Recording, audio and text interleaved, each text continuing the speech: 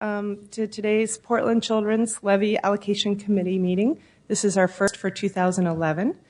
I'm Alyssa Kenny-Geyer. I'm the city-appointed representative on this allocation committee, and I'm stepping in today to chair for City Commissioner Dan Saltzman, who is sick. So we hope that he's tuning in right now. We hope that he gets better very quickly. Also absent this afternoon is Adrian Livingston, who is the Multnomah County representative on the allocation committee.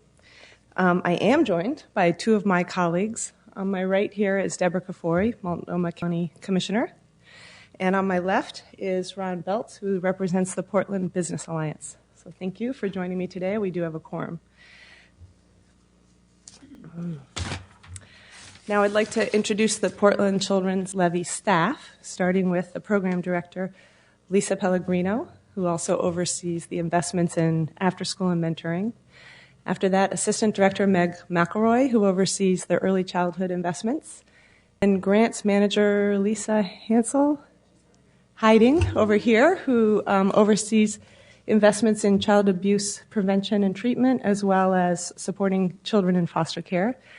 Then we have Mary Gay Broderick, who is the Communications Director, and John Kelly, who's our Fiscal Specialist.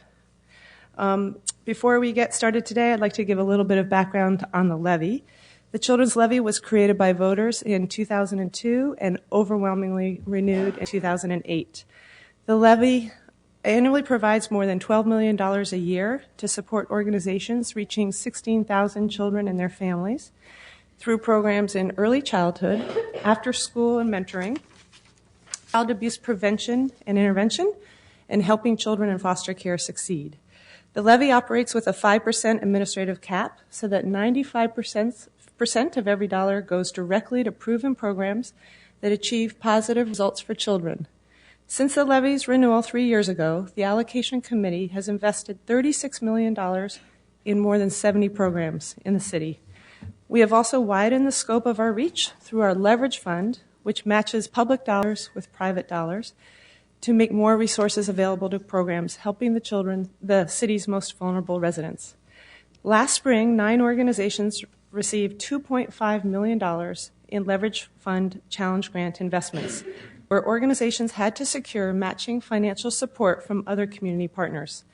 In addition to challenge grants, we set aside money for leverage fund collaboration grants, which are funder-initiated partnerships aimed at making systemic changes in any of our 5 funding areas.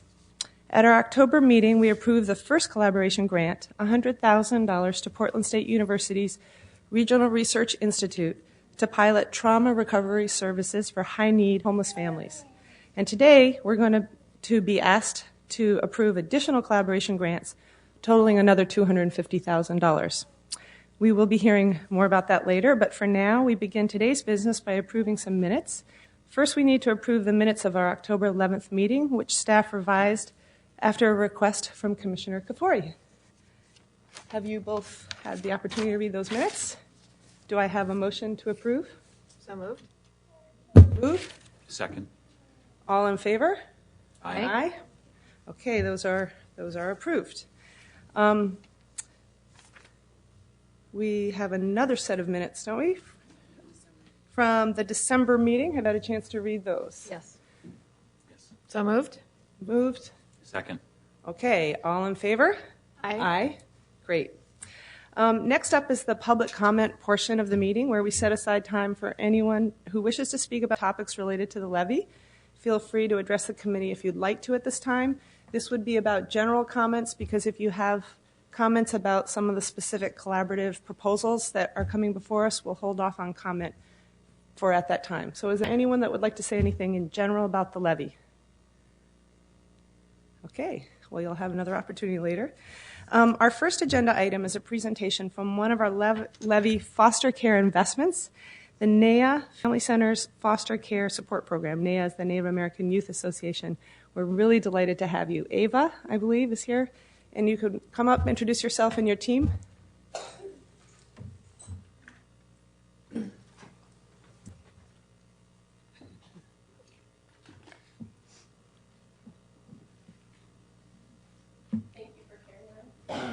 We want wanted to make sure it wouldn't tip over, so it ended up with lots of rocks in it. John does more than just being fiscal specialist. Physical and fiscal. Physical and fiscal, yes. Thank you so much for having us here. I'm Ava Hansen, and this is my colleague Salona Willett, and we're here on behalf of the Native American Youth and Family Center's Foster Care Support Program. We would like to formally thank the Portland Children's Levy Allocation Committee and the voters of Portland who have generously chosen to fund our foster care support program through the SHIFT grant for our Native American youth in foster care and their families. Given the vast overrepresentation of our youth in foster care, CHIF has really had a significant impact on the Native community in Portland. One of our specific programs that is funded by the CHIF grant is our Sibling and Family Visit Night. Once a month, we host the Sibling and Family Visit event to provide a positive, natural environment in which families and youth in foster care can visit with one another, and that includes kin, foster parents, friends, and natural supports that they've developed over the years, and other people that they may have connections with. Growing up in the foster care system, it can make it difficult for our youth to stay connected with their family and their community, something that's very close to our community's values.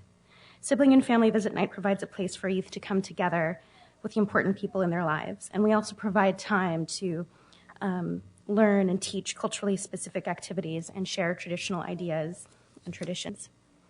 Sibling and Family Visit Night was originally the idea of our youth in the community in our foster care program. The first few events were funded by a grant called the Generations Project, which expired after only a couple of months. So it became very difficult to continue to host these events, which provided a really meaningful experience for our youth.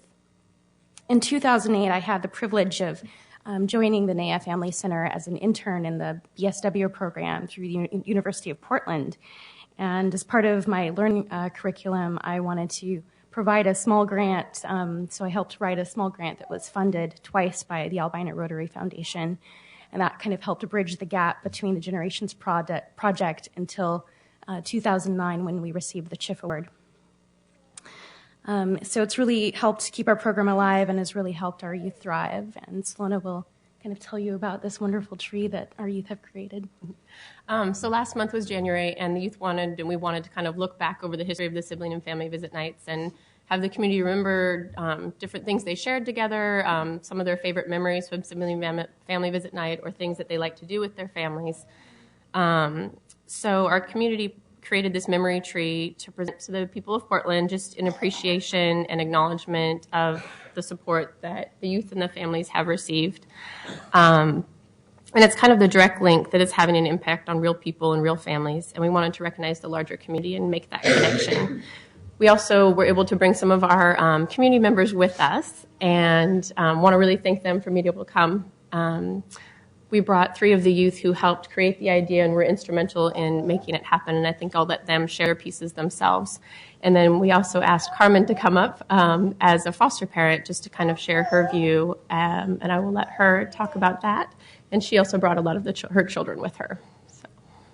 Anyway, I'm Carmen, and we have been foster parents for 13 years.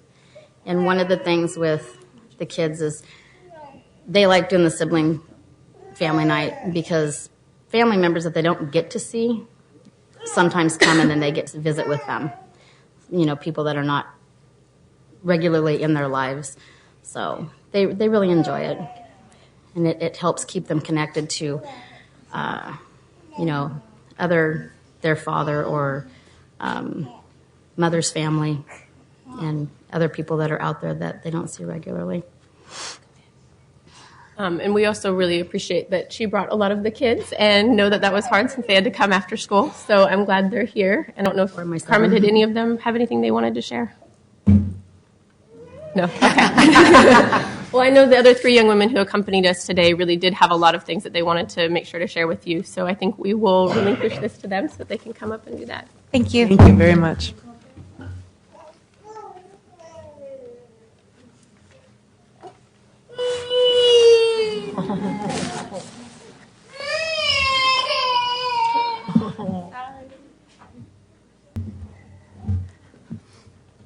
Hi, I'm Hannah Morrison. I'm 19 years old, and I'm from the Ojibwa tribe.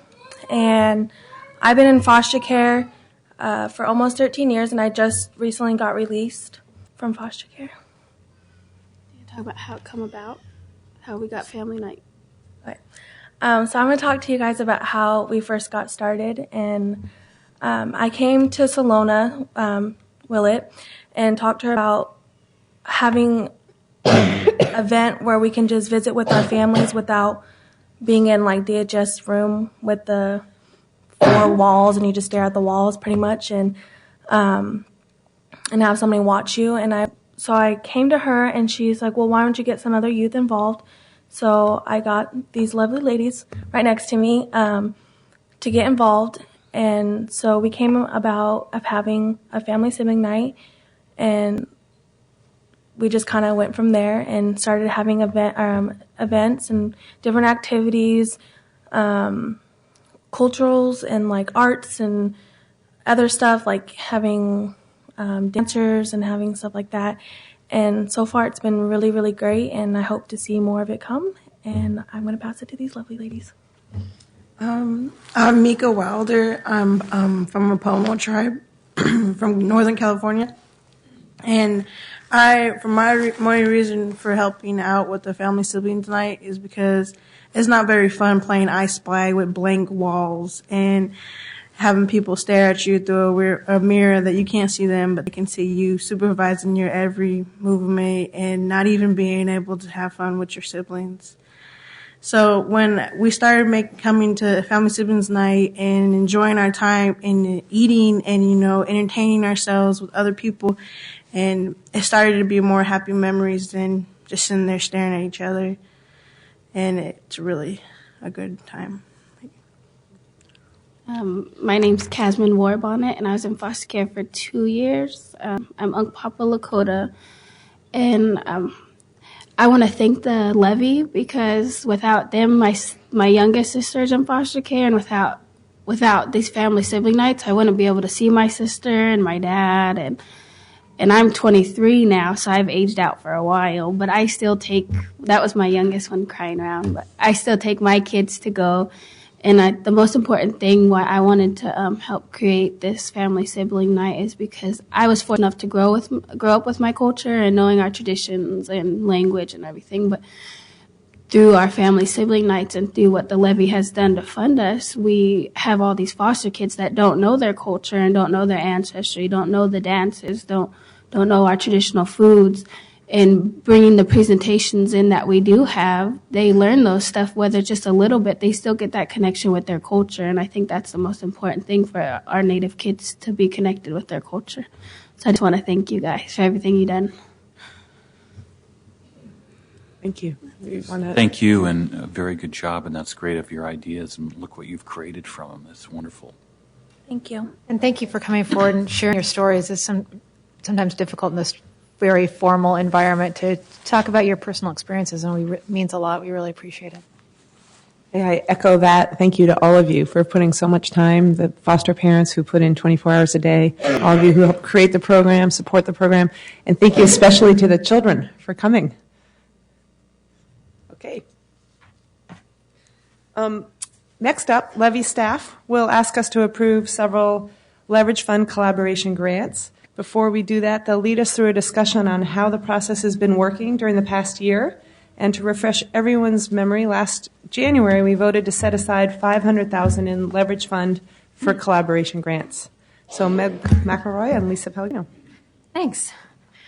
So I will go ahead and take you through the background and the grant guidelines, and then Lisa and I will share providing a summary of each of the projects. And in thinking about sort of how to have you all approach your decision making, we thought maybe the best course of action would be after each project summary, you could ask questions or discuss amongst yourselves and make a preliminary vote if you'd like to. And then we could open, after you do your preliminary votes, open up the floor for any comments from the public, as well as any questions you might have of any of the applicants, and then come back for a formal vote. Does that sound reasonable? That sounds good. Okay, great. So a little over a year ago at this time, the allocation committee set aside $500,000 of the Leverage Fund for collaboration grants, which were meant to be grants in which the Levy partnered very intentionally with other funders around projects of mutual interest. And in order to get that work moving, the committee empowered and appointed a subcommittee called the Collaboration Committee, made up primarily of funders. And that group began meeting in March of last year. And Alyssa is a member of that group and the chair of that group, as well as Mark Holloway from Social Venture Partners of Portland, Suk Ree from the Northwest Health Foundation, Howard Klink and Colin McCormick from United Way, and Sue Hildick from the Chalkboard Project. So when that group first began meeting, they were charged with sort of creating a framework for how to go about deciding how to invest these funds. And the main points of the framework that they established were to have a evident theory of change that considered system improvement and capacity building grants first and primarily. The second was to make sure that projects could not only lead to system improvement, but also benefit other Levy grantees. The third was to have projects that provided some kind of innovation or evidence of learning, and things that maybe would offer more robust lessons to their field. The fourth was to have projects that were sort of balanced between being very ready, in which other funders were on board and much due diligence had been done on the part of those other funders about those projects, as well as projects that maybe hadn't garnered a lot of attention from other funders, but seemed important enough for the Levy to want to pursue. The fifth part of the framework was to look at the leverage potential, not just in terms of dollars, but also the types of partnerships that might be leveraged through the projects.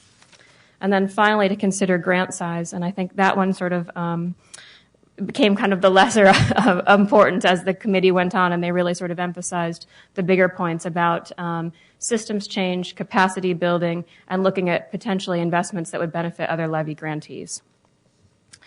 So a couple other kind of guiding points with these grants were that there was no match requirement, unlike with our challenge grants, and there were no minimum periods or minimum amounts of money. So the committee was the Collaboration Committee was given full flexibility to consider projects in any sort of number of combinations, but really looked at that sort of systems change, capacity building, and ability to sort of support the overall investments the grantee has made or that the Levy has made to date in other grantees. So as Alyssa said, the first investment that came through with our collaboration grants was to Portland State University's Regional Research Institute for its trauma recovery services for high needs families, and that was funded in collaboration with the Bill and Melinda Gates Foundation and Meyer Memorial Trust. Those two entities are providing over $450,000 to that project, while the Levy is providing only $100,000. So the match quite good. The leverage in terms of partnerships with the two other funders has been terrific. And then the trauma recovery services, the lessons learned from that project can apply to many numerous of our other grantees, as there are many families who have a trauma history receiving services either through our child abuse prevention intervention portfolio, our foster care portfolio, our early childhood portfolio, and less obvious, but certainly there in our after-school and mentoring portfolios. So over the sort of last 12 months that the committee has met, apart from that project, they've also sought ideas and input from other funders to come up with additional projects to seek funding for these collaboration grants. And so we're going to go ahead and summarize those projects for you and give you the funding recommendations that came from the collaboration committee. So the first project, Lisa is going to introduce. So the first one is about doing coordinated training and professional development for out-of-school time providers. And when we say out-of-school time, that's sort of a term of art that is for basically people providing services for kids not during school hours. So summertime, in-service days, after school, before school. So that kind of encompasses that whole field. This really grew out of, so this was sort of a partnership that was getting going as the same, and around the same time that the collaboration committee was getting going. I was working with people from the county and the Commission on Children and Families and also Campfire. Partly from our own, kind of came about it from our own discussions. We did a lot of community input around the issue of what kind of systems building work would you want to see the levy do? And this was one of the things that came up in those discussions. And it's been on my mind for a while because we did that sort of before we went out for the new levy, and we hadn't really done anything about it. So what might be done about it? And in talking with the county and CCF and Campfire about this, because Campfire was on a sort of similar track pursuant to another grant around systems change in the after-school field, and had arrived at some of the same conclusions. That they had a lot of providers saying to them, this is something we really need, is better training available in this field, and wouldn't it be nice if it was done in a coordinated fashion, since the county offers SUN system services, that many of which are out-of-school time services. We offer out-of-school time services, and there's, we are all paying jointly for many of these, as well as a lot of the private funders funding them as well. So that's sort of the kind of the genesis of the project. And the group spent some time. There was donated staff time from Oregon Mentors, which is kind of an intermediate organization for the mentoring field, and also Oregon Ask, which is a statewide after-school group that does a number of different functions, but really at the state level. They donated some staff time to begin to look into this project and figure out what would people want and how might it be delivered. And so over that time, the concept that the kind of all the partners came to agree on was to try to form an intermediary that would do this training and provide professional development for this field on a coordinated basis. And so the proposal that was floated was to house this at the Commission on Children and Families, kind of as an incubation site. So they would be their sort of partnership in this would be to provide the place for it to be, the supervision, et cetera, to run this for the first 3 years.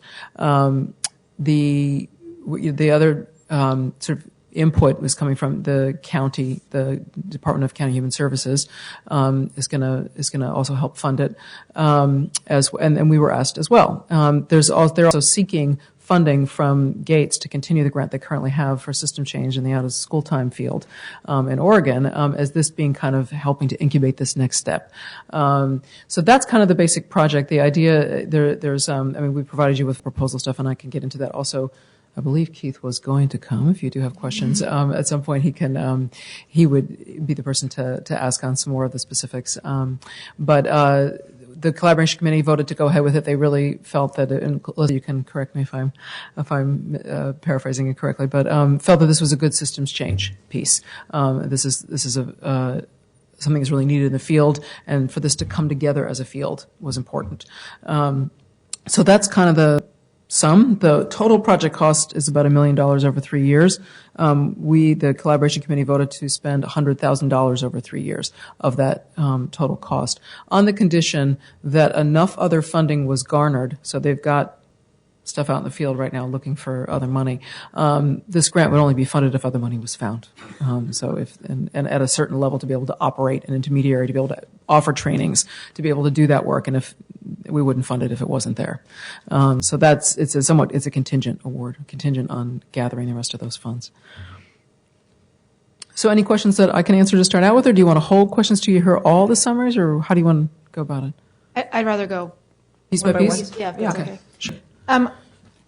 Currently, and I know that you're going to be talking about this later in the today's agenda, but the governor has a budget that's out and has many changes to the way we provide services in our state. And one of the areas that's kind of up in the air right now is the Commission on Children and Families. And although I haven't heard particularly that the local commissions would be going away, there is always that chance. And what if that were to transpire? How would that affect this proposal?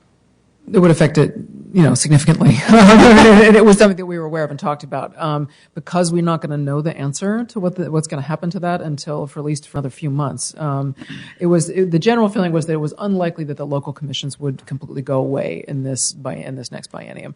That, if anything, the state commission was likely more vulnerable. But if it did, then we'd have to rethink. There's no doubt about it. We'd have to rethink it. And so would the other funders who would come on board by then as well, because there wouldn't be that house for it to be in. We looked at other options. This seemed like the best incubation option. Another Cradle to Career would be another obvious place for this to live, I think. They're not quite off the ground on the. I mean, they're still in their planning phases, so we thought it was kind of premature to try to balance and balancing this against that. I wanted to do this a year ago. Kind of thing. Like I feel like we need training now. This would be a tremendous benefit to our grantees. That's the other piece of it. And so to keep waiting, to try to do it was not something that was positive to me. So that was the sort of downside to going with a newly forming group like Cradle to Career that's just kind of getting itself off the ground right now. So if not that, we'd have to go back into the drawing board and rethink where could this live, because there wasn't an obvious other option. And so explain to me a little bit more, this CCFC's role in this is actually like staff from their organization would be dedicated to working on this, or they would be the coordinator, convener of. Staff would need to be hired to do it. Okay. They would be the manager, supervisor of the staff, physical space. And fiscal place. agent. Yeah, fiscal agent. Okay, and your earlier comment brings up another question of mine, which is one of the pieces, and we also maybe I should ask this when we get to the Cradle to Career piece, but they talk about breaking down silos, and I'm supportive of this concept, and I think as you've talked about for all the reasons that you've outlined, but are we just creating another silo if we do this and we do Cradle to Career and they're separate? Well, the concept, I think, our ideal concept would be that this would not stay at the Commission on Children and Families, that it would ideally migrate there. If they need to figure out what their student success networks look like and what kind of roles they want them to have, and that's still ways away. If this effort can continue to garner funding over time to keep going. So if people continue feeling like this is a good systems investment to invest in training, professional development for this field, to sort of enhance your other investments, they're floating it. I mean, we just had our first local funders meeting and floated a few different funding models for how this might be funded on an ongoing basis, including for the folks who buy out of school time services, that they buy a certain amount of training and professional development and pay it to this organization, provide that on an annual basis. So that might be a way to support it in an ongoing way, as well as you're going to charge maybe something for trainings, not huge amounts, obviously, because the idea is to get people in the door and not set up fiscal barriers for organizations that are having difficulties with that already. But you would garner something from training. So that might be a way to sustain some level of funding ongoing, but you're going to have to find ongoing funding, no doubt about it, to continue providing training. And because of the sort of nature of turnover in this field, you are going to have to keep training people. It is not something that just you're done and it's over. It goes on. So I think it will need ongoing funding and it will need a place to live.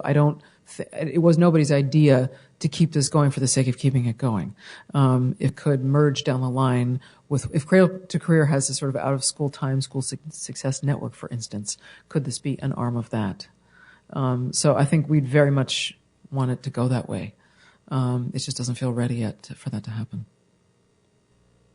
So that was kind of our dilemma.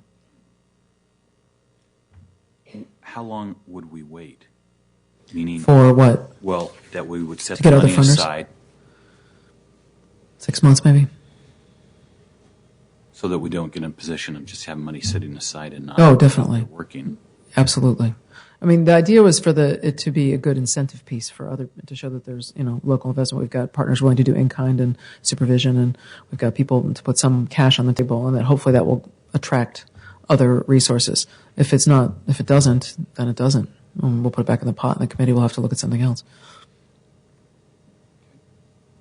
I would just say, having heard of this concept develop over the last year, I'm very in support of this.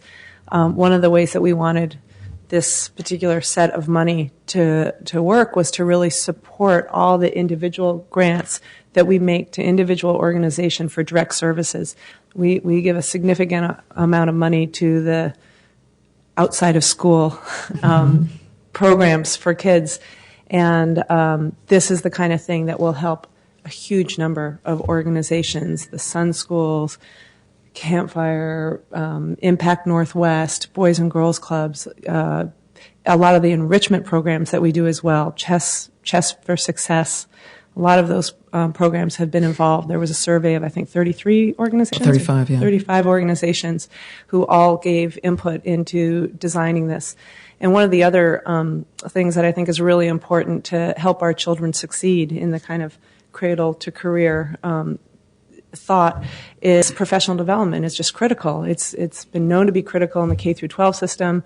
It's gained a lot of steam over the last few years in the early childhood. How do we do good professional development for early childhood providers when there's not much of a system or not many resources out there? And how do we do it in this whole area? And it's one of the areas that children's providers constantly come back to that cuts across all different areas. So I also think that this model of coming together, these organizations coming together and really looking at how can they share resources in professional development is something that could be a great model for other areas and something that I hope Cradle to Career will build on in some way, whether programmatically they come together or conceptually in some way. So it's been a tremendous amount of work by a lot of providers in the community, by Lisa Pellegrino, and by a lot of funders who are very interested. And I do think that our commitment to this, as with the first collaborative grant we made to PSU, will likely attract Gates support, and that's outside dollars to our community, which is another way that this fund was set up to function. Yeah. To function. So there's a lot of really good work in this. I do think that we brought up on our committee what would happen with the commission. The latest thinking I've heard is that the commission local commissions may get regionalized in some way, but I haven't heard anything about them completely disappearing. I think if we put a timeline on it like June, we would know whether there's enough other funding in place, and by then we'll have the legislative answer to what happens to the commission system. So, I would think if by June there are some major questions, then we could probably reallocate those dollars. But I think a lot of that will get answered in the next few months. So do we want to entertain public input on this now? No, we're going to go through all of them and do public input at the end. I mean, we don't have to do it that way. If you would prefer to hear it now, we could now. If you do, I mean, I think it's easier for me to understand if we do it right away. Yeah, because then would we vote after? Because our mind is still on a preliminary vote on. I would think you should I suggest you take a preliminary vote on each one and then vote the whole slate at the end after you've heard public comment. I think that makes sense, because if for some reason one is not voted at all, we may want to do a different funding amount. So a preliminary and questions to the public, and at the end we can take the formal vote on all of them. Does that make sense to you? Deborah looks questionable. Yeah, I guess I'm confused. So they're a package deal, or are we? No, we're saying you could take them line item by line item. Separate. So in other words, you could take a preliminary vote on this particular project right now and then hear public comment, and you could change your vote then or leave it as is, hear the next project, but go through the whole list, and once you come to the end, kind of revisit where your preliminary vote stood and either decide to keep that preliminary vote for that particular project or change it, and kind of come to final votes after you've heard each project summary from us as well as public input from each project, or asked questions of the providers. And I would say it would be more if you have questions, to be honest. I don't know that we need to call people up to talk to you about what you just heard unless you have questions you want to ask them. Yep. Sorry to... I think it would be helpful if people are here and they wanted to comment on it before preliminary? Before I vote. So before you vote, if there are any questions that you have about this, maybe the public could address it. So do either of you have any questions about this? Can I just clarify two things? I think if you have questions about the project, you probably want to direct them to the person or people who are responsible for the application. Yeah. And if the public, other members of the public have comments about the proposal, then you can invite them to come up too. So I guess I see you have two audiences that you could ask. Okay. That sounds good. So are there any questions from the allocation committee members? And let me take a quick look to see if Keith is even here, because I'd have to answer them. Are you on the road? No?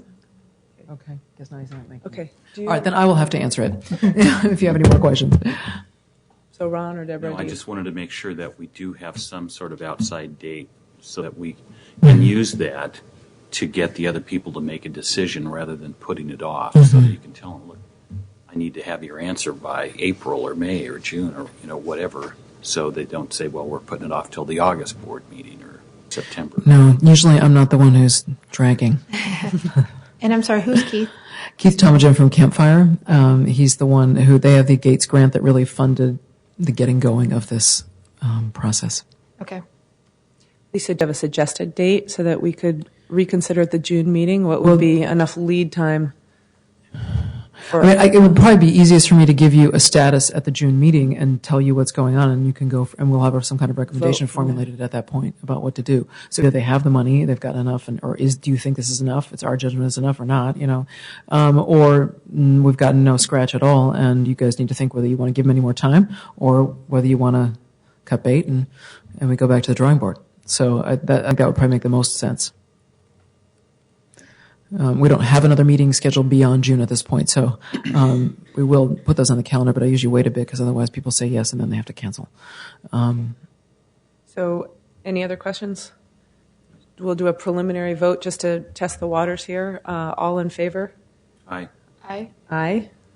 Okay. That's So our is there any preliminary comment? Do you want to hear if there's comment from anyone else? I don't Comment know if there would be. vote. From the public? Yeah, actually, before then, I'd rather have the public comment before Before she The votes. vote. Yeah. Okay. So. Okay. All right. Thanks. It's a little confusing process, isn't it? Sorry about It's new that. for us too, so. We're like, okay, well, should we do like we do the other ones or should we do it different? Yeah, I guess whatever. We'll do it that way from now on. Okay. So summary, questions, public, vote. Okay. All right. So the next proposal before you is to look at a planning grant and consultants to examine the need for and the possible approach for a coordinated system of parenting education in the metro region. And this is being led by the Oregon Community Foundation. Within the last year and a half, the Oregon Community Foundation has led an effort to create local, what they're calling hubs, to coordinate parenting education in different regions around the state. Most of those grants so far, actually all those grants, have gone to primarily rural communities, so no major urban areas are working on that effort. And in the metro region, there seemed to be a lot of concern that the size and scale of the metro region's various parenting education services and the work it would take to coordinate them required a more in-depth look than what OCF had sort of done to get those hubs going in the more rural communities. And so what they've decided to do is issue an RFP to hire a consultant that would start researching possible gaps and overlaps in services in parenting education in the entire metro region. And when I say metro region, I mean Multnomah County, Washington County, and Clackamas County. Asking providers what they would want from a coordinated system of parenting education, as well as parents. And the consultant would also be charged with kind of crafting options based on that input for how the system might be designed and how it would function. The consultant's being asked to look at different research methods to obtain this information, such as focus groups, anonymous surveys of providers and stakeholders, and interviews with key informants. They're also being asked to do a literature review of parent education system models or coordinated system efforts in other communities in the United States. At a minimum, the RFP is requiring that the constituencies consulted in this project include providers, parents, communities of color, stakeholders such as courts, child welfare, schools, medical practitioners, and other related public agencies such as the Levy or the Commission on Children, Family, and Communities. OCF is estimating that the project will take roughly 6 months to complete and projected a total cost of roughly $100,000. I am helping assist with the review of the consultant's proposals, and based on the proposals submitted so far, the range of cost is $19,000 for the project to $94,000. So depending on the selected consultant and what they propose to accomplish, you can see there's quite a range of costs there. So far, in addition to the Oregon Community Foundation contributing to this effort, Social Venture Partners of Portland has voted to contribute $5,000, and the Collaboration Committee recommendation is that the Levy provide $5,000 toward this effort in order to participate in this sort of system look at coordinating parenting education services in the metro region. Just to give you a sense of how it affects some of our grants, we invest about $7 million right now in parent education services in our early childhood and child abuse prevention portfolios. So we stand to gain a lot if there is any kind of recommendation or system developed to help better coordinate access to services for families. So I'm happy to take any questions too, because there isn't someone from the Oregon Community Foundation here to answer those questions today.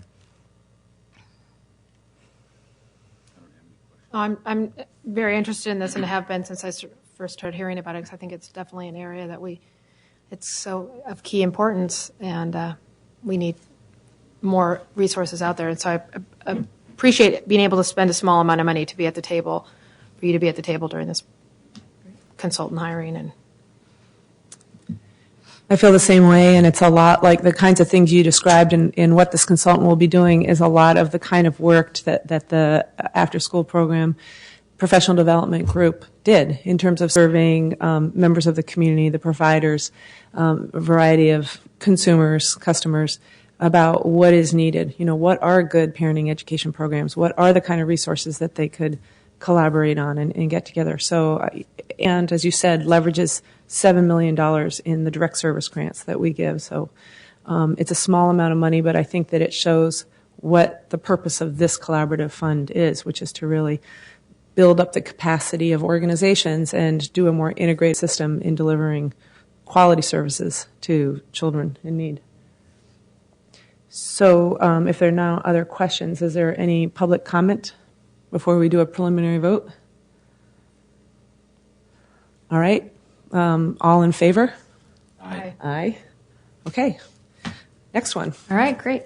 The next one is the Earl Boyles Early Learning Demonstration Project, being led by the Children's Institute. And there are indeed folks here to answer questions for you on this project. So I'll give you my summary, and they're welcome to come up and talk with you as well. They are involved currently in a planning process to look at the feasibility of and a model for early childhood services that would follow children in the Earl Boyles Elementary School catchment area from birth into third grade at the school, trying to connect early childhood services with the elementary school specifically. In their planning process, the key components that they're researching are what do early childhood services in that catchment area currently look like? Are there options and ways to better coordinate those services and connect them to the school? Specifically for children ages birth to 3, what sort of services are there, and is there a model we should be designing to augment or supplement what currently exists? They're also looking at the planning that would be necessary to establish a preschool on the campus, and then devising exactly how to align those services from birth to 3 all the way through kindergarten and into third grade, with the goal of trying to reduce the achievement gap for low income and children of color in that catchment area. So if you have questions, there are funders. Thanks. Today? Yes, the total project cost for the planning process is $345,000 for 1 year, and the match specifically for this project is a $20,000 grant from the Oscar and Elsa Meyer Family Foundation, and the collaboration committee is recommending $20,000 of levy funds to match that grant from the Meyer Foundation. Other funders so far committed to this project include the Maybelle Clark McDonald Fund, Meyer Memorial Trust, Annie E. Casey, and various individual donors. So, since we have folks here, maybe they could just come up and talk to us a little bit.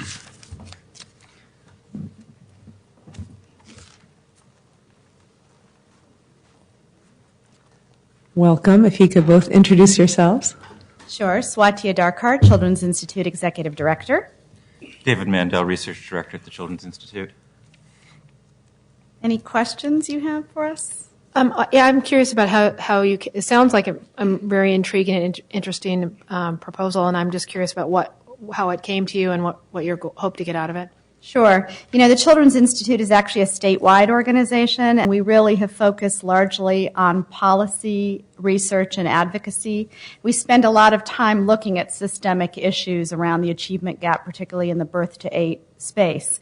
And we're continuing to do that work. The conclusion we came to after the last several years is that work on the macro level is suffering from a connection to direct implementation issues. So, for example, the governor has put forward some really exciting reform proposals. What we want to make sure of is that those big systemic change proposals have some testing sites on the ground, because what we often find is the world of direct service is very divorced from policy. And the tables we sit at, we think there's an important job to do to make sure we're building those connections and learn some things that we haven't been too good at in the state. And I think there's a huge gap, as you know, between the early elementary years and the disparate programs that serve birth to 5. And so what we're engaged in is really to create a learning laboratory that would help inform not only the district policies at David Douglas, which is a very high-need community, but really to leverage those lessons for public policy at a time when the governor's calling for elementary schools to be hubs for early learning. The only thing I would add to that is really a core part of this project is also going to be the evaluation documentation. So we're really trying to design this project with an eye to what are the kinds of lessons that can be learned that can be taken to other districts, that can be taken statewide. You have questions? It sounds really exciting. I'm happy to be a part of this and looking forward to seeing how it goes. I just think this is very exciting stuff. So thank you very much. Well, I just want to add that too, that I'm really delighted that the Children's Levy can work with the Children's Institute. You guys have done fantastic work over the last few years of really connecting the data out there to policy. And I do think it's exciting what the governor is proposing at a statewide level with all the different departments that are being rearranged. And for you to be working where the rubber hits the road, I think is really important. And I think the fact that you chose the David Douglas School District, which is very high poverty, all the poverty is moving out there. And in our very last meeting, we made a decision to support the Sun School moving from Marshall to Franklin as opposed to David Douglas to the high school, because of the tremendous need in the Marshall and Franklin area. But we at that time said we'd really like to see something happen in the David Douglas district, and so this is a great combination. I know there was a lot of excitement among all of the funders on the collaboration committee for this project. Thank you so much for entertaining the proposal. I also think one thing that you said that really hits home for me is that how the policy is sometimes divorced from the practice, and I think all too often we spend so much time looking at systems and big picture, and maybe some people would argue we don't, but it is when you pit that against services on the ground, it's difficult. So I appreciate that. I think this is really melding both what we view as our policy issues and then how it's going to be implemented with real people. And so, again, I look forward to the outcomes. Thank you. Thank you. Thank you. Thank you. Okay, preliminary vote. All in favor? Aye. Aye. All right, thank you. Next up. Okay. Cradle to Career, and I see Nate here, so he can bail me out if I need help. So I think that probably some of you are familiar with this because it's been the efforts of this have been kind of going on for a while, but it's kind of coalesced now under the Portland Schools Foundation roof. And the idea is to help build a system that really looks from the beginning till till youth are ready to enter the workforce, and looks at much more holistically rather than sort of dividing it up only among the age groups and everybody siloed out doing their own things. So they're I think in the process right now of putting together sort of their overall group that's going to oversee the entire initiative, and then we'll be working to set up kind of the student success level network, which is where networks of, and Nate, you can come up here and correct me if I'm wrong, but I think at least from what I read about in the materials, and what we understand to be the case, that's where the places where people who are involved in delivering the services are going to be coming together and working together to try to identify what they think that their key outcomes are, and then looking at the data that they gather and trying to understand what does that data mean for how we do our work, and what should we be doing more of, doing less of, doing differently, whatever. So the concept is to be very data driven in how you go about doing your work, and to bring to and to have a place where the whole community that's dealing with children is going to go to do that kind of business. So I think it's and this thing came about through efforts of Portland State, which got a grant, and also worked with the Leaders Roundtable about that to sort of pursue this and get this up and running. And the Mayor's Education Cabinet was also looking at some of the same issues. The Leaders Roundtable had been looking at many of these issues for a long time, and they all kind of came together. The mayor has disbanded the cabinet. the Leaders Roundtable has decided to go away, and those groups are now going to be focusing in one place to do this work. And I think that is a tremendous piece of progress to begin with, to get everybody kind of around the same table, and to have it under the Schools Foundation, which is a great role for them to be able to play locally. So the proposal is for us to fund $100,000 over 2 years to leverage some match that they've already gotten. And I'll list all the funders in just a second. The total project cost is $1.8 million over 3 years. So you can see it's a relatively small contribution to the overall effort. I think it's really exciting that we might have a table that is going to be set for this sort of discussion to occur in our community, which I think is something that's really needed. So other funders who are already on board is Living Cities, which is $100,000 over 2 years as well. Widening Kennedy, Allen Foundation, City of Portland, individual donors, and Northwest Natural. So they've got other funders. They've come along the way, but they're going to have to get obviously other funders if they're going to make it to their target for 3 years. So I think we hope that it would be an incentive as well as a match, both. And again, Nate is here if you would like to from Portland Schools Foundation if anybody wants more information. I have a question for us, which is around the funding piece of it, similar to the earlier question about if they don't get the funds, is like on a year to year. So if we give them the funds and they get it for the first year, we're not looking at the whole 3 years. I think the concept was for this to be over 2 years. 2 years. So, to match they've gotten 2 years worth of funding from one other funder, so it would be a match to that funder. They're going to need to continue, to continue this effort on the scale that they're imagining, they need to do continual fundraising to do it. I think that we'd have to, in negotiating this, to make sure we understand at what level is it at what level can you go forward and do this work. So you'd have to be able to collect enough money for that. Staff would need to kind of review that with them to make sure that there was enough there to get going. But given their traction thus far, I would think that that's probably going to be the case. So they're in a little bit different situation. They have money already as opposed to the other one. They don't have anything yet. And it's really, you're betting on the come. This is different. They've got money in the pocket to start with. This is not a contingent. This would be enough to have it go. Well, I would want to make sure of that okay. before I entered into the contract, yeah. Mm-hmm. So I guess I still, at what point do you make that decision about how much is enough? I mean, I realize that the other one had none and this had some, but still neither one of them has the full amount necessary to carry out their right. Well, goals. Many of these projects don't have the full amount. I mean, that's more, I would say, what's the word I want, the rule rather than the exception. So the concept was that we would want to have a discussion to make sure that we understood exactly, how much was in the bank now, what could get done for that amount of money, what would happen in the future. So, I mean, I'd want to have maybe a fuller discussion with them about that before I put the money on the line. But this was the concept of this was to be a match with an existing grant. I would suggest that we might delegate that to the staff during the negotiation process, because I see it as very similar to when we do our direct service grants.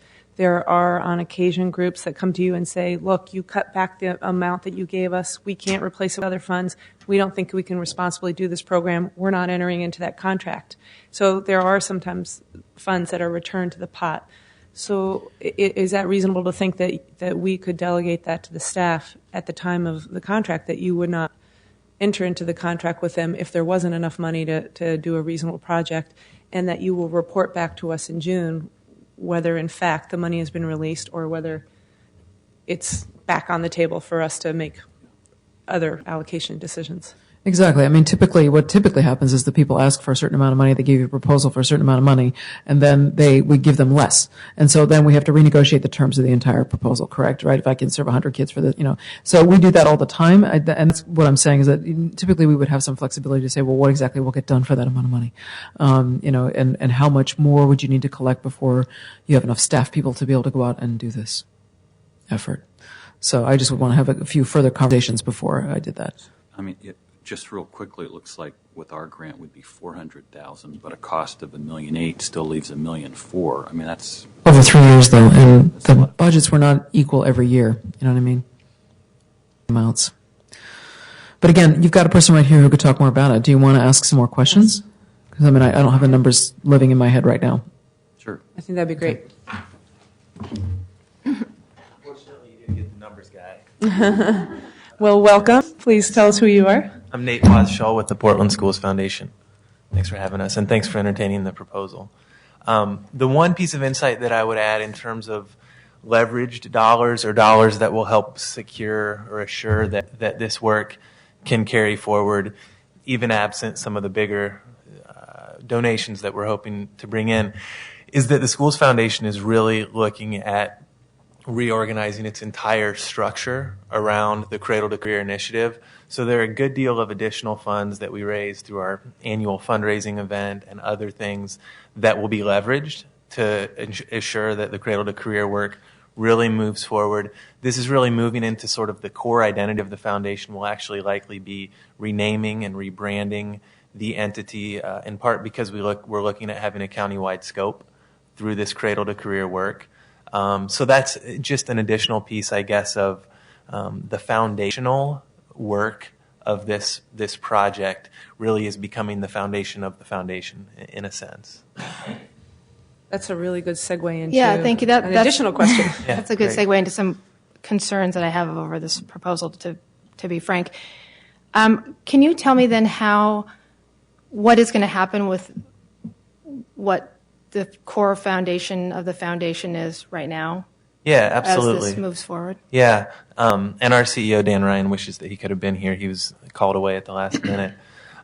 So an initial function of the foundation when it was originally formed is one that will continue into the future, which is stewarding Portland Public Schools parent donations through the local school foundations that they bring in. The foundation helps process, get to the district, and also we operate an equity fund where we grant out a third of the dollars that the schools raise to schools that have less capacity to be raising that level of dollars.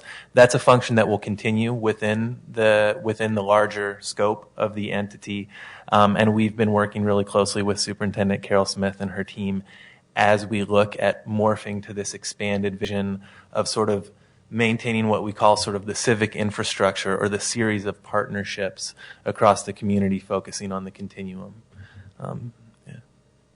I guess before I feel comfortable voting on this, I really would want some more information. I'm coming at this from the position of being the chair of my local school foundation and not feeling that we've been really involved in this as the local school foundations, and concerned that the dialogue with the schools foundation has been kind of an ongoing effort, and then to have this new program and new project morph and kind of take an overarching importance over what it's supposed to be doing right now. I'm just not comfortable that communication has been there, and I'm concerned about how it's going to be moving forward. Yeah, well, that's really well taken, and it's definitely something that I can bring back to the foundation. That just as I said in the sort of the initial response, it's a function that we intend to maintain. We've actually brought on a new team member who's leading up that effort and doing a phenomenal job.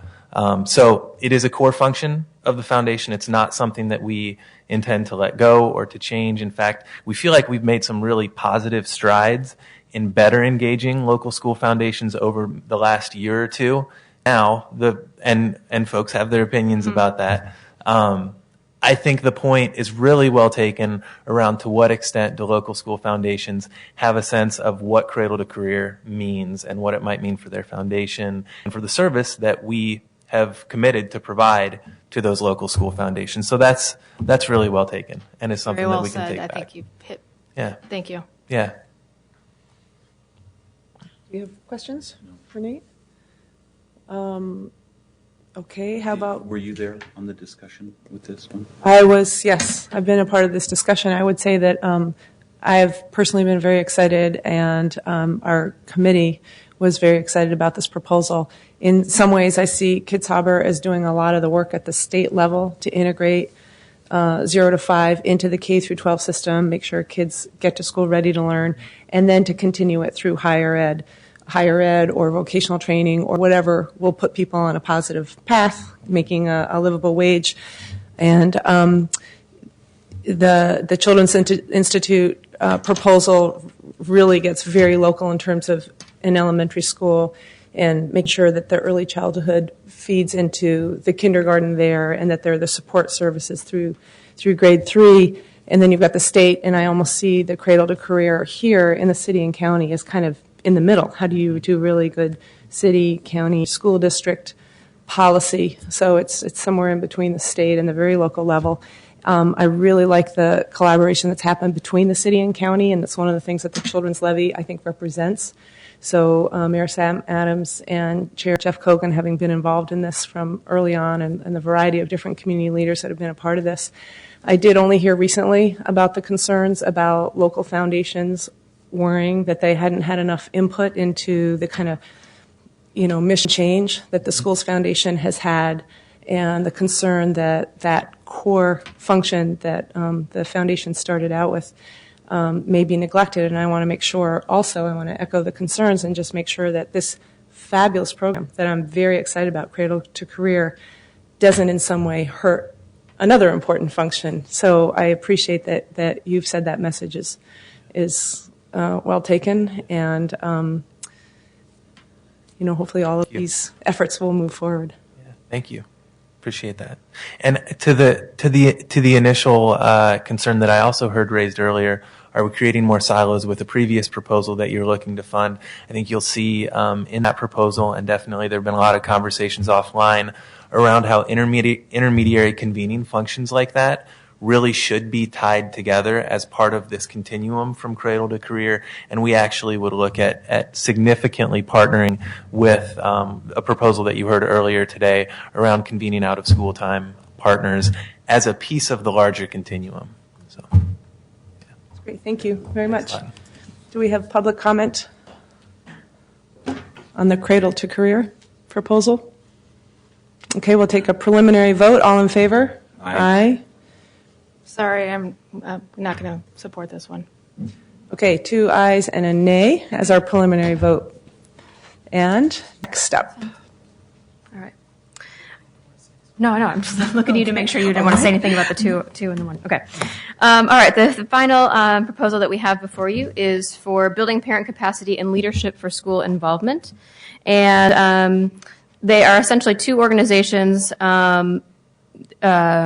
proposing to do very similar work, but with slightly different specific sets of services.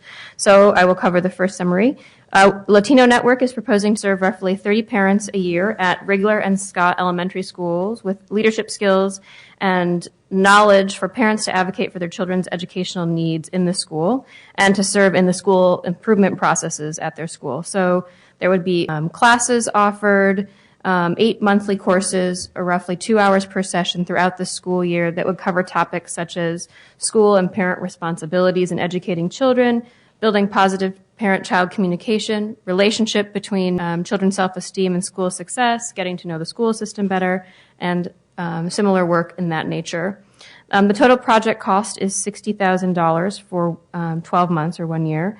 And Latino Network has received $25,000 from Portland Public Schools to work on this project. And the Collaboration Committee is recommending $12,500 toward that effort. The second project is, along the same vein, is the Black Parent Initiative is proposing to enhance its current Parent University courses and services, again, to focus on developing parents' leadership and knowledge around school involvement and advocating on behalf of their children in school. And so to add courses to their Parent University, such topics would included in their new courses would be No Child Left Behind, understanding the Oregon Assessment of Knowledge and Skills, what proficiency means for my child, and similar topics in that way. Parent University currently serves about 250 parents per year, and so these new courses added to their offerings would be made available to any of the parents interested in enrolling in Parent University. But the organization estimated that the number of parents that would participate in those courses on an annual basis might be 30 to 50 parents. The Parent University is structured to offer quarterly courses in a menu, so these new course offerings would be part of that menu. And each course in which a parent might enroll could be up to 6 sessions. It might be as few as 3 sessions, depending on the topic, and it's about 2 hours per session. The total project cost for that project is $65,000 for a year, and the Black Parent Initiative has received $35,000 from the Oregon Community Foundation and $5,000 from Northwest Natural toward that project. In addition, the Chalkboard Project has been involved with these two organizations around these efforts, and they have offered to sponsor taking the parents involved with these efforts at these organizations, to Salem for a legislative advocacy training day, which is something that the Levy could not help fund or participate in. But Chalkboard is willing to do that, and they're willing to provide $5,000 to each of the organizations to make that day happen. So this is more a grassroots approach to systems building compared to some of the other proposals that are before you today.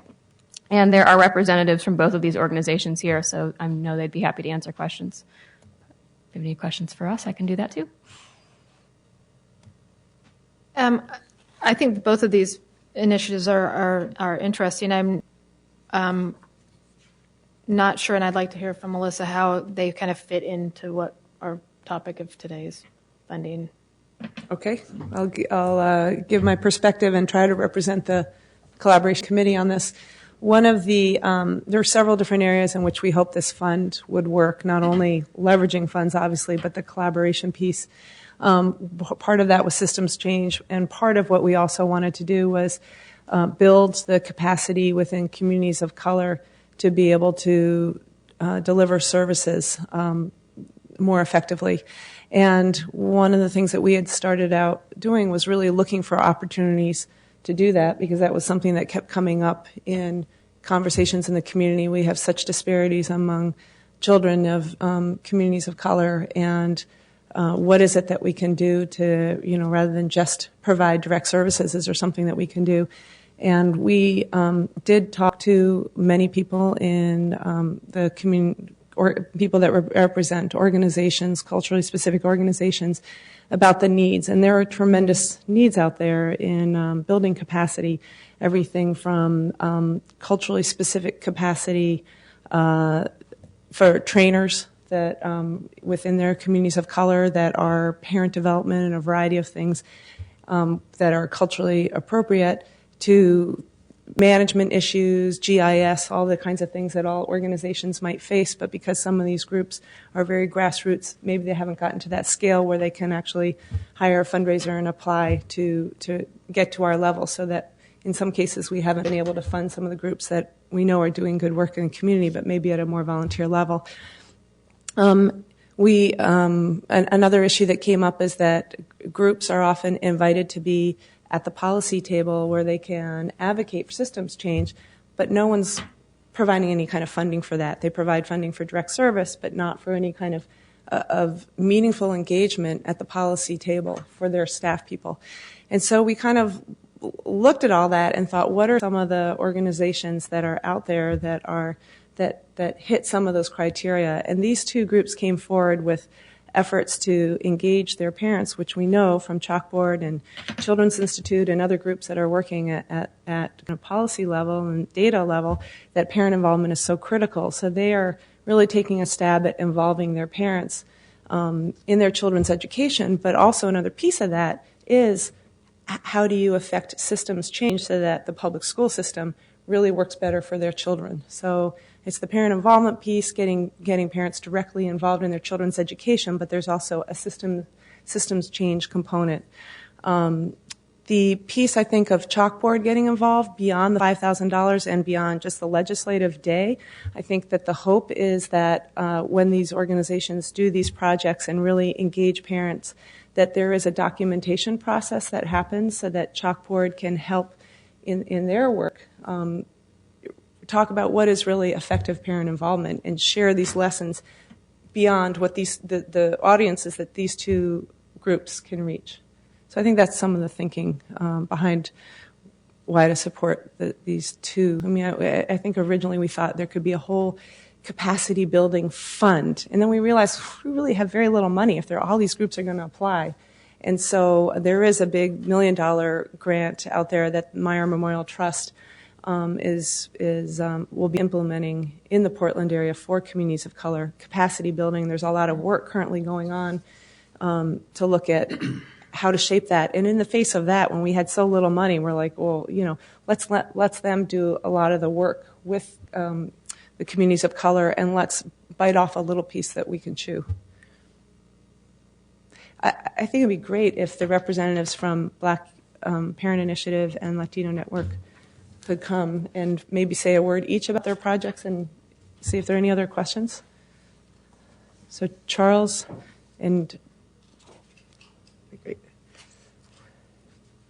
If you could please both introduce yourselves. Hello, I'm Sadie Feibel-Holmes with Latino Network, Director of Education Programs. And I'm Charles McGee with the Black Parent Initiative. Do you each want to just say a minute or two about the goals of your program? And Absolutely. Just to give a little bit of history of where this program came from for us, we, for the last 11 years, have been working with parents of 3, 4, and 5-year-old Latino children in our Juntos Aprendemos program, which is supported by the Levy. Thank you. And over those 11 years, you can imagine many of those kids are now in school. And we informally have still remained in contact with many of those parents, and they've asked for support as they put into practice the leadership skills they learned when their children were young, and face new challenges with their school-age children. And so our proposal is really in response to requests from parents for some support, some training, and a vehicle to move forward what they see as avenues for change for their children within the schools. So we intend to build on the leadership of parents who've participated in our program and have come forward as volunteers, as natural community leaders, and are really excited at the opportunity to partner with Black Parent Initiative and with Chalkboard to broaden the conversation and align, our two communities and take that message further with Chalkboard's help. Well, sort of to follow up on Sadie, our parent university has been going on over for the last 2 years now. We're averaging just about 20 some odd parents per class. And some of what we've been hearing, and actually right now we're working with a parent who has a kid at Benson, who he's on IEP, and just understanding some of these things and really needing to take the work sort of more focused in and providing some of these more sort of direct services to folks has been really, really critical, really, really important. So the dollars you give us here really give us the opportunity to be more focused and provide some of the knowledge base to some of our parents, especially around how to navigate schools. So thank you. Yeah, this is great. Thank you. I appreciate you coming forward. I recently had an experience with the principal at my children's elementary school, and she'd instituted a new practice, and she said, well, nobody came forward to talk to me about it, so I assume everybody's happy with it. And I said, I don't think you should think that, because people may just be nervous about coming to talk to you. You're in a position of power and authority, and if they don't feel comfortable coming to talk to you, that especially if they have concerns about it, then they really might not want to come talk to you about it. And I thought once, I always feel this way when I think of the position that I'm in and how familiar I am with my children's school and the policies, that whenever I have questions or concerns like this come up, I think, wow, I can't imagine somebody who had additional barriers or hurdles and how they would face being in a similar situation. So I support this and would love to hear more about how you're empowering the parents to navigate their schools. I think it's key, as we know. Thanks. Thank you. Thank you very much. Okay, preliminary vote. All in favor? Aye. Aye. Okay.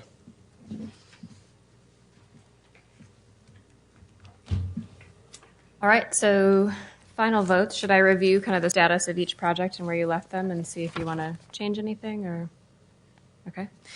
So for the coordinated professional development and training for out-of-school time staff, your preliminary vote was to provide $100,000 over 3 years contingent upon staff negotiating with the potential applicant and providing you all with an update at the June allocation committee meeting as to the progress with fundraising up to that period, and not entering into a contract until after you received an update at the June meeting. Correct? Okay, now that you've heard all 6 proposals, this will be the final vote, Right. correct? That's correct. All in favor? Hold on, I have a question. Questions? What I was going to ask was, Deborah, is there anything that the Schools Foundation can say or do beyond what we've talked about, that you might want to support that one? Or does it just need more time? No, she didn't. No, I think that I'm still not really comfortable with the proposal yet to support the school, the cradle to career, not the one that we're discussing right now. Yeah. Yeah. I thought this was the final vote, though. This is the final vote, but we're starting from the beginning of the list. Okay, But I think thought it was Ron actually has a good one question, vote. because Okay. if for any reason her vote, persuaded the majority here to change, Okay. Then we you would have, have 100,000 that we would either save for another time or redistribute in this round. right. So I actually think that we should probably start Start with that one With first? that one. Okay. That's the only one in question. Okay. So perhaps, why don't you review it, and then we can have a little bit of discussion and then decide whether it's just a up and down vote or... Okay. The recommended funding amount was $100,000 over 2 years to match the Living Cities grant that had been provided so far, but also to allow staff to negotiate with the applicant around what it really is going to take to get the entire project launched and off the ground. So what sort of the minimum amount of funding that can make this really go forward, and to provide the allocation committee meeting with an update on that in June. So not entering into a contract, I believe, with the applicant until after you all had received an update in June about fundraising to that point. Okay, I thought it was for both. Sorry. So you need to clarify what this one is, because I'm not entirely sure. I'm sorry. I guess I would ask for the authority to negotiate with the person, with the foundation, to make sure that I felt assured that they could go forward for the 2 years that we'd be giving the grant, to do a set of activities that associated with that money. So rather than waiting until June to give it, I would say if I felt satisfied that they were going to be able to do that over the 2 year period with the funds that they had in hand, that we would go ahead and enter into the contract. If I didn't feel satisfied, I would want to come back to you again. Does that make sense? So it would be at my discretion coming back to you if I don't feel that there's enough there. I would support that, and I think that's completely in keeping with how you've done all the grant negotiations in the past. And I think that goes for all the ones that are on the table here as well. And I think that the difference here is with some of the other grants that we do when it's direct services, even if it turns out that they are only able to complete a year or two, or they have to condense, there's still actual people getting served, whereas in these big 20,000-foot policy level discussions, I mean, is it going to be, okay, so they can only do it for a year, so there's going to be 5 meetings, and that's going to be the success. I mean, the there that you've said earlier, when you're trying to launch a whole new systems change, I don't see how you kind of cut it up into pieces, whereas, as I said earlier, if it's a program where you're spending the money on services, at least 10 parents are going to get served if you smush it down. Yes, but all these are in the same boat. I mean, there's nothing different, I would say, about this one from the other ones, in the sense that you still have to come up with what you're going to do for the money, what is going to be the deliverables, if you want to think of it that way, and how we would get some assurance that those deliverables are actually done. So in that sense, because none of these, with the exception of the last 2 ones you just voted on, are really delivering services directly to people, we're going to be in the same boat on all of them, and coming up with something that we can say, okay, well, we need to make assurance that there's enough FTE, for instance, on the out-of-school time intermediary. There need to be enough FTE there to be able to pay for them, for them to organize the trainings, bring the providers together, do the convening. I mean, there's a set of activities associated with that. And if they got to a certain funding level, I would still be up to me to, or at least to come forward to you with a recommendation saying, well, they've gotten this much. I think this can buy this person who would have these duties overseen by that. There would be a rationale for how I got there, I guess. So I would be looking for something similar here. They're going to need some people to carry out these activities, to bring these groups together, to do their counsel. I mean, in order to go forward with that, they need some human beings to do that. So I'd be looking for what their overall plan was to get that done, until I feel that there was going to be sufficient dollars on the table to move forward with that. And if I felt concerned about it, I would not do it and come back to you. I mean, without having a longer discussion with them about it and also allowing them some time to go forward with their fundraising because it's an ongoing process. And the point of this is in part to incent others to participate, right? So you want to give the people some chance to get to use that, right? To go forward. So I hate to sort of cut people off at the knees. Oh yeah, we gave you the money. Oh, you don't have any more? It's gone. You want to give them some time, to do that. So it's a balancing, I would say. And again, I guess that with the other programs, I feel strongly enough about that ultimately the there is there, that I'm okay with being out there and saying, here, we'll put this money out to incent others to join, whereas I don't with this proposal. So, Okay, and that's fair. And from what I understand what you're saying, part of your concern is that there may not be enough there, if only with partial funding. And the other concern is concern over whether it will take away at all from the original core mission of the foundation. And is that correct? Right. I don't believe that we've had enough of a community discussion about whether or not the schools foundation should make this major life-changing shift to a new organization. Correct. You want to comment? Well, I appreciate Deborah's comments, but I would still like to go forward with this. And I think you're right that there needs to be more of the discussion. And it hasn't played out well yet that I can tell. But I'd still like to move forward with that one. I'm with Ron on this one. I figured. It's like our little majority here may enable this to go forward, but I do appreciate your comments about making sure, while there's been a huge amount of discussion, which I have heard and been impressed by at the city and the county levels and the Schools Foundation Board. I just have to clarify. I am a county commissioner, so Yes. I would say that there haven't been much at the county level either. Okay. So maybe. Okay. I stand There's as different directed. arms of the county. I think there's at some levels of the county there has been quite a bit of discussion, maybe not necessarily among the commissioners. So I think the message is that there's more work to be done outside of Cradle to Career for the Schools Foundation in making sure that they stay very connected to the community. I think there is a lot of excitement about this particular project. I am confident in our program director, our staff director, in the negotiating process. I have found that Lisa, if anything, tends to be a very hard, what's the word, measure. That you are very good at asking the sticky questions about, can you really make these goals? And so I feel confident that if you go into negotiations with any of these groups, that if you feel confident in them moving forward, that you think there is really a there. And if not, that if there's any questions about that at all, that you would come back to us in June and say, I don't think that there's enough money on the table to have this be a successful project. So I would suggest we treat all of the different proposals that way, taking into consideration the particular concerns of our committee members. Yeah, and I'd just add that the county chair said she's a real good negotiator, too. He knows better than most. Okay, so that let's do the official vote then. All in favor of Cradle to Career to the Portland Schools Foundation, say aye. Aye. Aye. All opposed? Nay.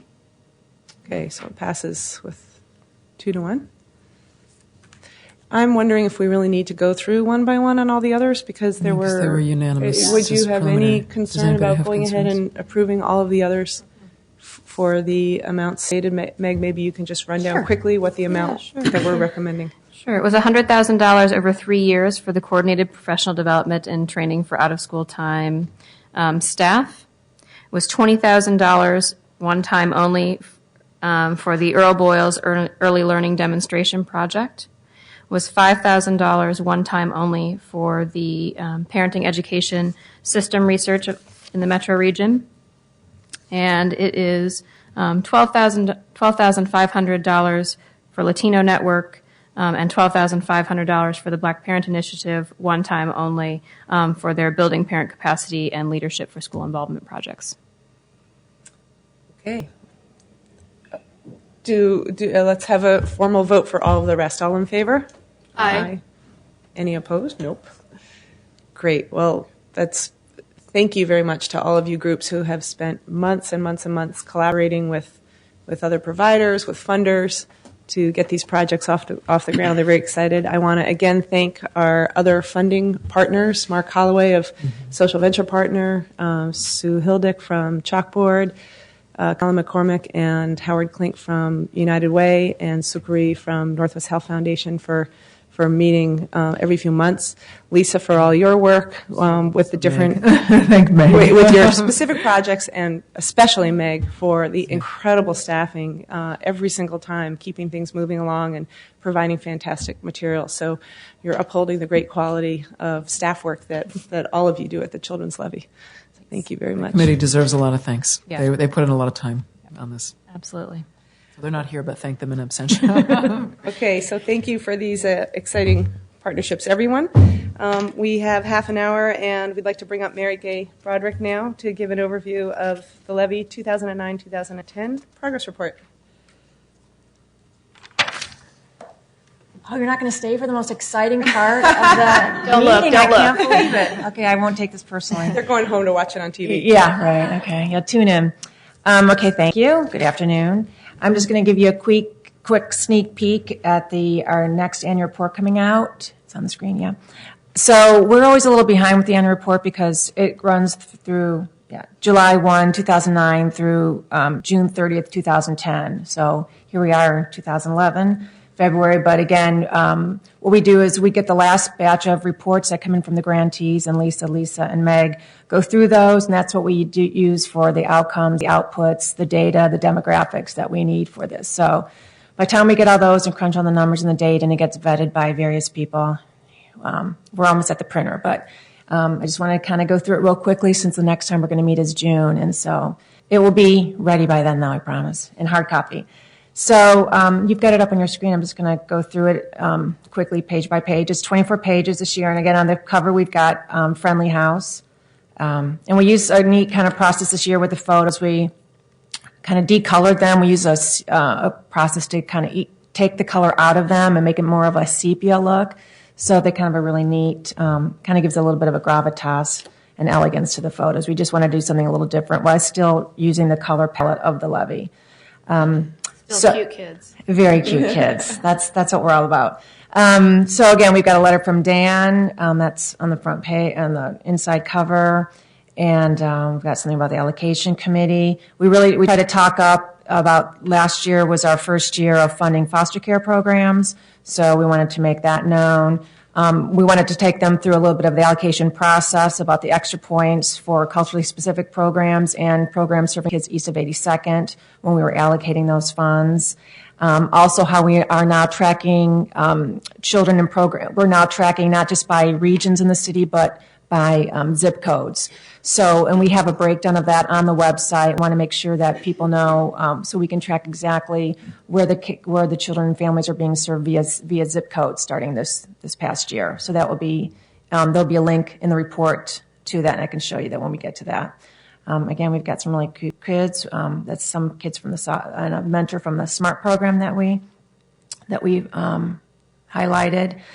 We've got just all of our programs and what our goals are for each of the programs. Here are some of our we call those outputs. Again, just a lot of data about how many kids we served and hours, and again, some different stats that we hope are interesting to people. And here's a demographic breakdown, and people can link right on the home page of the website, and they can get a zip code breakdown of children served, and not just by neighborhood again, but now by neighborhood, but by zip code. And again, we've got some early child, and we've got our outcomes just in the different areas. These are kind of, we've measured these each year. Kids hitting the mark in different areas for early childhood. And we did Friendly House. We went out to Friendly House this year and had spent a day there and got some more cute kids. Our after-school program, we highlighted Chess for Success. And again, so this page we talk about different outcomes of all the students in our after-school programs, meaning benchmark, for instance, in state math and reading scores and attendance and student attitudes, discipline, those kind of areas. And more kind of neat photos from the chess, I think. Mm-hmm. Is it? Julie dismissed, yeah, she just left, yeah. So, okay. And our mentoring program, we went to SMART this year. Chris is the new executive director of Chris Otis is here from SMART. So we spent some time out at Park Rose, at Prescott Elementary, at Park Rose School District. And we have some nice photos of the kids in that program. And for child abuse prevention intervention, it was pretty neat. We went to, we highlighted the Children's Justice Alliance program, and we met with a family, a woman who has been in the program for a few years. She was living on the streets, had a pretty tough time, but she's been involved in the CGA Family Success Program and Center for Family Success, and she's clean, and she's been through a lot of when you talk about parent education, she's been through, I met with her last spring, and she's still in it. She's been through almost 2.5 years of parent education programs.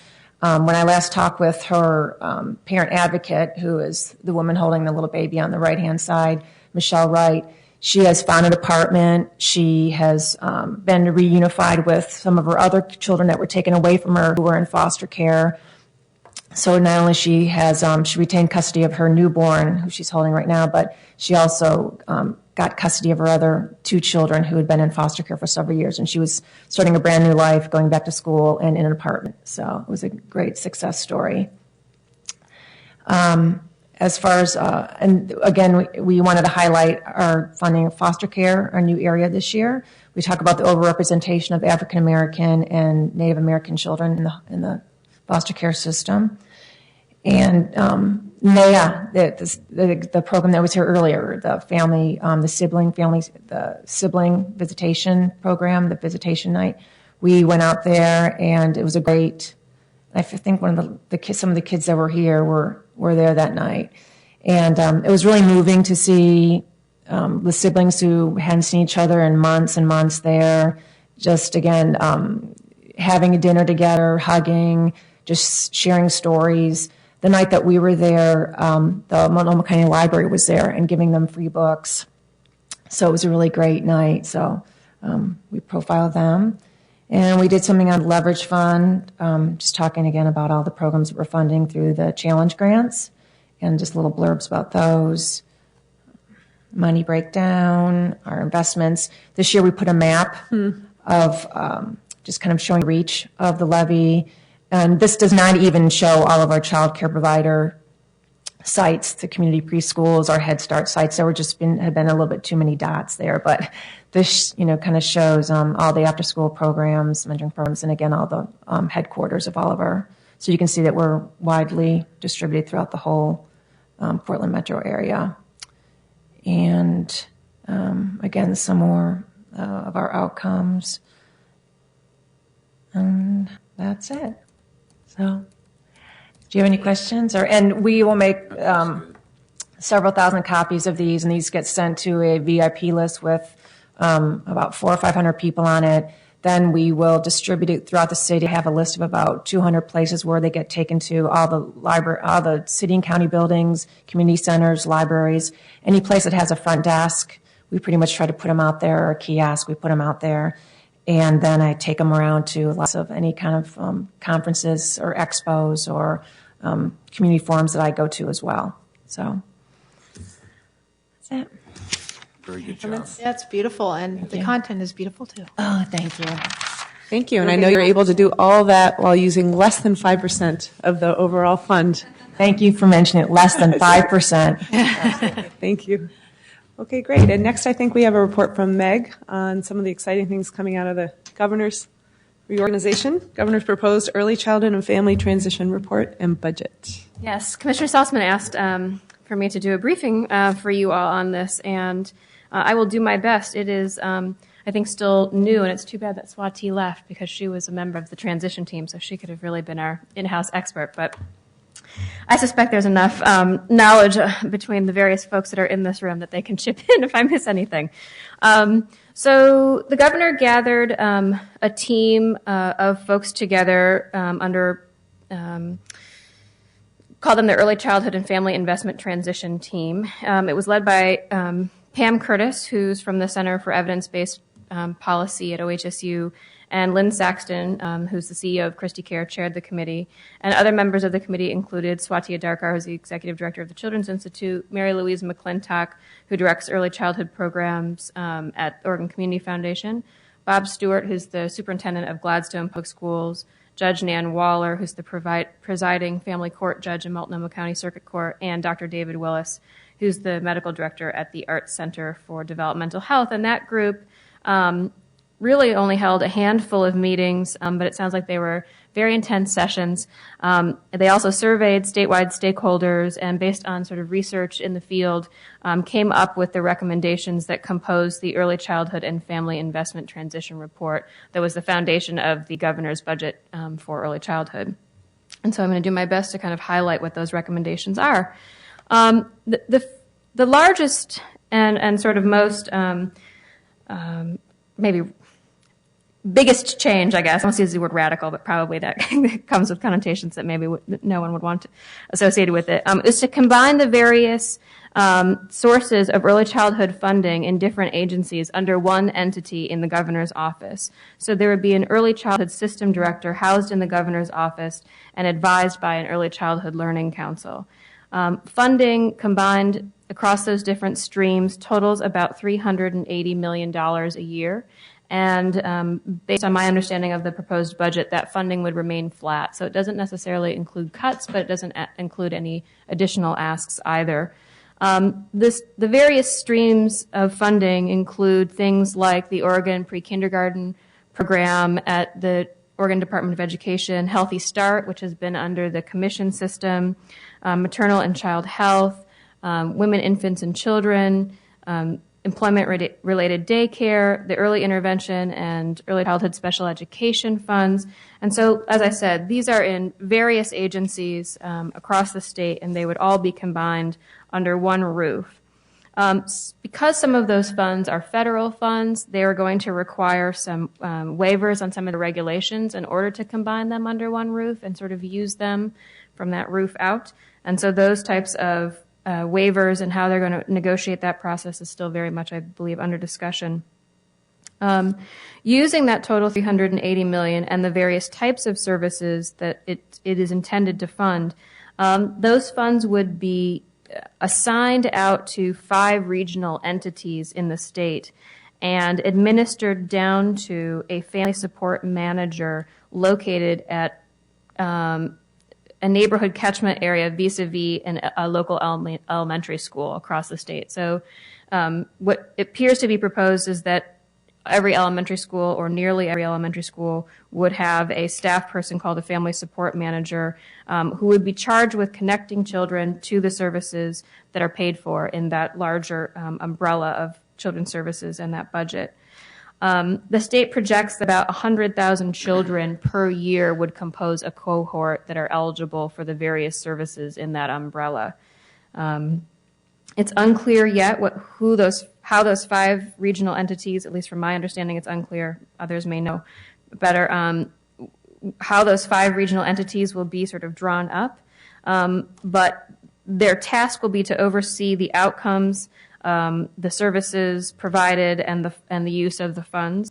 In addition, the governor has recommended that the kindergarten readiness assessment used by ODE be completely redone, and that there also be an integrated statewide data system to sort of track the outcomes of children who will be in the services under this umbrella.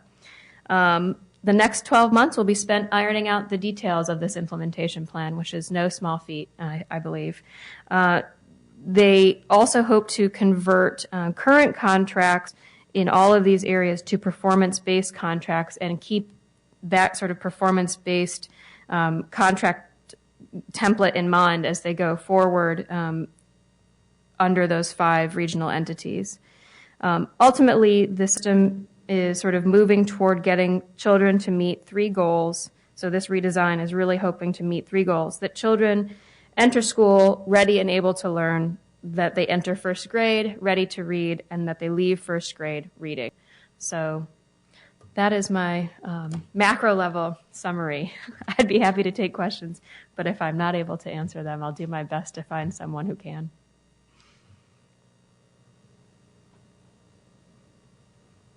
Well, I'll just say I think it's very exciting. I mean, some of the programs you talked about, ERDC is in Department of Employment, the WIC program is in Department of Health, the Healthy Start is the county, the Commission on Children, Head Start is Department of Ed, and so for a long time there's been an effort to try to get those departments to work together. But for instance, a child care provider on the ground who's getting Head Start money through Department of Education and trying to somehow collaborate with child care, offer some positions for people receiving ERDC through ERDC funds or through Department of Human Services with child care providers that are licensed by Department of Employment. It's crazy. And I know that Governor Kitzhaber was kind of the king of waivers on back on watershed issues and health planning issues. And so if anyone can get some of these waivers and not just require these departments to work together, but actually, eliminate the silos, bring the funding together, and then have it be distributed on a more regional level or a local level in an integrated way, I think is very exciting. But I think it really speaks to why it's exciting that we have an opportunity to support some of the projects locally that are very much aligned with where the state is going. It's exciting.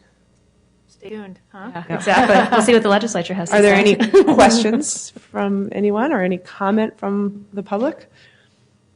Because I believe this is our last agenda item. Anything else from my fellow committee members? Okay, then our next meeting is scheduled for Monday, June 6th. Notices and reminders will be posted on the Levy website and sent to the Levy database if you're not already on it. See Mary Gay. And on Facebook, please sign up. Until then, have a safe and happy few months, and we'll see you back here in June. Thank you.